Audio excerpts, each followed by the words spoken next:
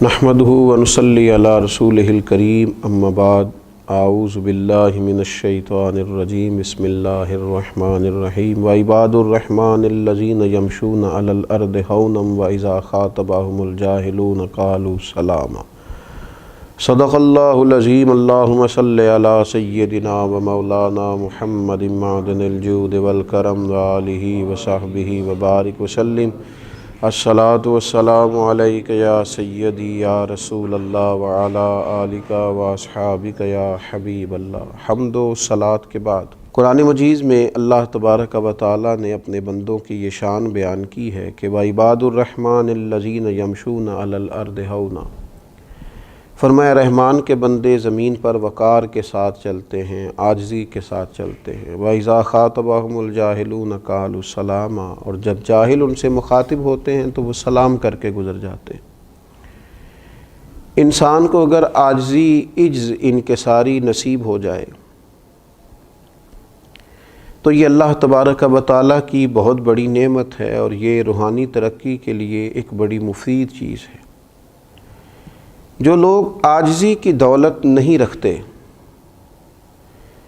وہ اس بیمار کی طرح ہو جاتے ہیں جو بیمار بھی ہے اور اسے اپنی بیماری کا احساس بھی نہیں ہے۔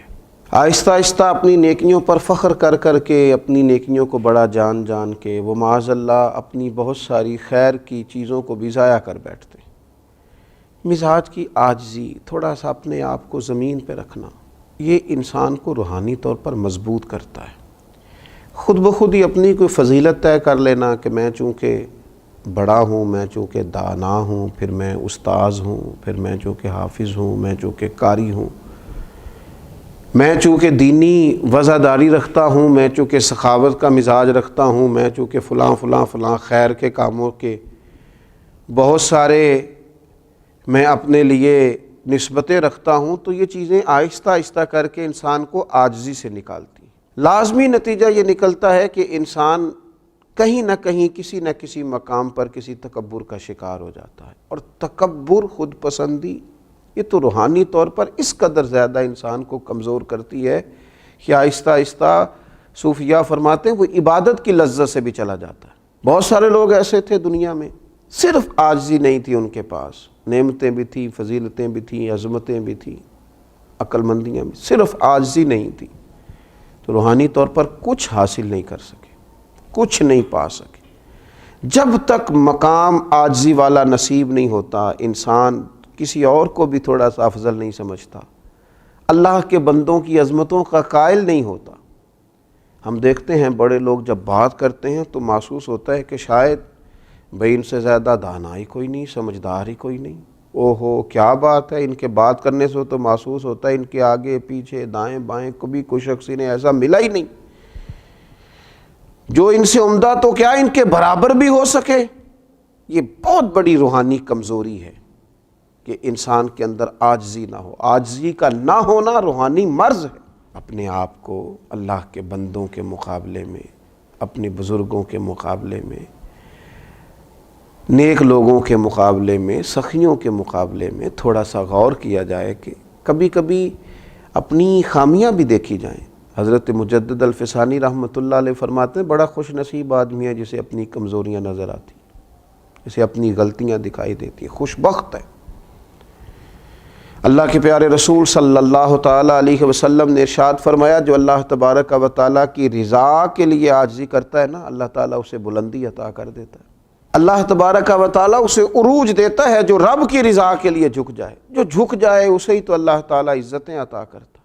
اب دیکھیے نبی اکرم صلی اللہ علیہ وسلم کی خدمت عالی مرتبت میں ایک شخص آیا تو صحابہ کرام چونکہ حضور کا بہت احترام کرتے تھے،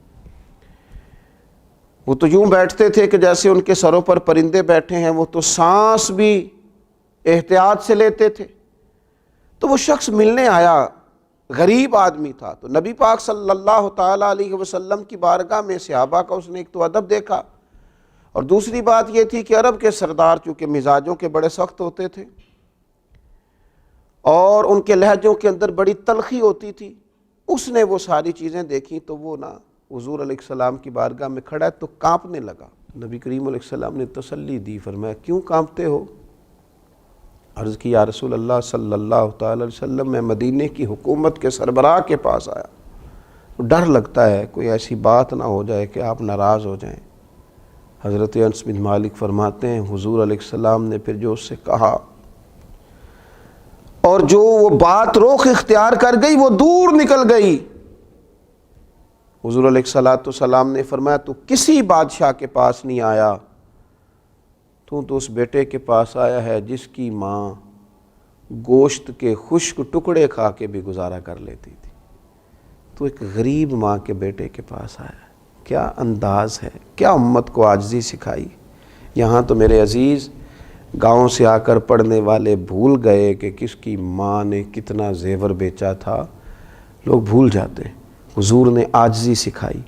ٹھیک ہے اللہ تبارک و تعالیٰ نے کسی کو آفیسر بنایا ہے، کسی کو اس کے ماتحت بنایا ہے، کسی کو مالدار بنایا ہے، کسی کو اس کا سوالی بنایا ہے، کسی کو عالم بنایا ہے، کسی کو اس کا شاگرد بنایا ہے۔ کچھ شیوخ ہیں، کچھ سالکین طریقت ہیں، لیکن یہ کوئی کسی مقام پر یہ بات نہ سمجھ لے کہ جناب فلاں آدمی مجھ سے حقیر ہے، یہ کمتر ہے، یہ تباہ کر دے گا بندے کو روحانی طور۔ خدا کے بندوں کو کمتر سمجھنا، لَقَدْ خَلَقْنَا الْإِنسَانَ فِي أَحْسَنِ تَقْوِيمٍ، ان لوگوں کو حقیر جاننا، کچھ فرق نہیں پڑتا مرتبے میں۔ مرتبہ انہی لوگوں کا بڑا ہوتا ہے جن کا دل بڑا ہوتا ہے، بڑے وہ ہوتے ہیں جن کا مزاج بڑا ہوتا ہے، ظرف اور حوصلہ بڑا ہوتا ہے۔ حضرت عمر بن عبدالعزیز رحمۃ اللہ علیہ بادشاہ تھے وقت کے، تو آپ کو ایک غلام اور خادم دیا گیا تھا جو رات کو آپ کی خدمت میں حاضر ہوتا تھا اور ساری رات آپ کی خدمت میں رہتا تھا۔ تو حضرت عمر بن عبدالعزیز رحمۃ اللہ علیہ کے پاس وہ بیٹھا ہوا تھا، رات کو کوئی کام سرکاری چل رہا تھا، تو وہ خادم آپ کا سو گیا۔ تو جناب عمر بن عبدالعزیز رحمۃ اللہ علیہ جو چراغ قریب جل رہا تھا وہ چراغ آہستہ آہستہ گل ہو گیا، بجھ گیا۔ تو حضرت عمر بن عبدالعزیز خود اٹھے، خادم کو نہیں جگایا، اٹھ کے جا کے وہ چراغ ٹھیک کیا، واپس آئے تو ایک شخص پاس بیٹھا تھا، کہنے لگا حضور اس کو جگائیے، یہ غلام کس لیے؟ بہت مشکل ہے، لوگ کہتے ہیں فلانے کو رکھا کیوں ہے، آخر پر وہ کس لیے ہے اگر آپ نہیں کرنا ہے تو۔ حضرت عمر بن عبدالعزیز رحمۃ اللہ علیہ سے کہا جناب یہ غلام کس لیے؟ کیا اللہ نے اپنے بندوں کو شان دی ہے، اللہ کے بندوں کی باتیں اللہ کے لشکروں میں سے لشکر ہے۔ حضرت عمر بن عبدالعزیز فرمانے لگے او بھائی کیا ہو گیا تمہیں؟ میں جب اٹھ کے گیا تھا پھر بھی عمر بن عبدالعزیز ہی تھا، اور جب چراغ ٹھیک کر کے لوٹ آیا ہوں تو پھر بھی عمر بن عبدالعزیز ہی ہوں، میری شان میں کوئی فرق نہیں پڑا۔ اپنے مزاج میں عاجزی پیدا کی جائے، انکساری پیدا کی جائے، اپنی طبیعت کے اندر اس طرح کا ماحول بنایا جائے جو انسان کو انسان بھی رہنے دے اور محبت والا بھی رہنے دے، اور مسلمان کی جو خاص خوبیاں ہوتی ہیں وہ اس کے اندر پیدا ہونے دے۔ اللہ تبارک و تعالی ہمیں اس کی سمجھ عطا فرمائے۔ وما علینا الا البلاغ۔